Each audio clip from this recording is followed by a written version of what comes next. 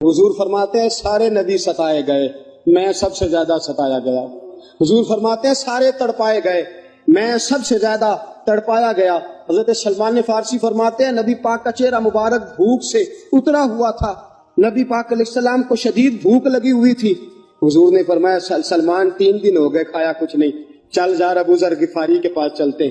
فرمایا ابو ذر غفاری کے باغ میں گئے، جاتے ہی میں نے حضرت ابو ذر غفاری رضی اللہ تعالیٰ عنہ کے باغ میں جاتے ہوئے جناب عثمان غنی کو بھی لے لیا، جناب ابو بکر و عمر و علی کو بھی لے لیا۔ پہنچے، جا کے میں نے کہا کہ ابو ذر 3 دن ہو گئے نبی پاک نے کھایا کچھ نہیں، 2 جہاں کے شاہ ہیں، پاس کچھ رکھتے نہیں، 2 جہاں کی نعمتیں ہیں، ان کے خالی ہاتھ میں فقر اختیاری ہے، نبی پاک نے خود اس کو اختیار فرمایا، 3 دن سے کھایا کچھ نہیں۔ فرماتے حضرت ابو ذر رضی اللہ تعالیٰ عنہ کی آنکھوں میں آنسو آ گئے، کہنے لگے یار مجھے پتہ ہی نہیں، کسی نے بتلایا ہی نہیں، میں تو سویرے بھی پیٹ بھر کے روٹی کھائی اور حضور اس عالم میں۔ فرماتے گھر گئے، ایک بکری تھی اس کو ذبح کیا، اپنی بیوی سے کہنے لگے جلدی جلدی روٹیاں پکا، جلدی جلدی سالن پکا، تجھے پتا مصطفیٰ نے 3 دنوں سے کھایا کچھ نہیں۔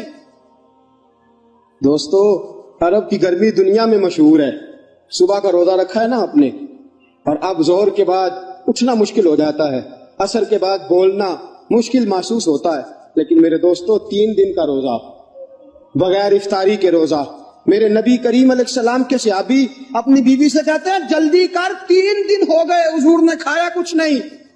آپ کی بیوی نے جلدی سے روٹی پکانی شروع کر دی، سالن تیار۔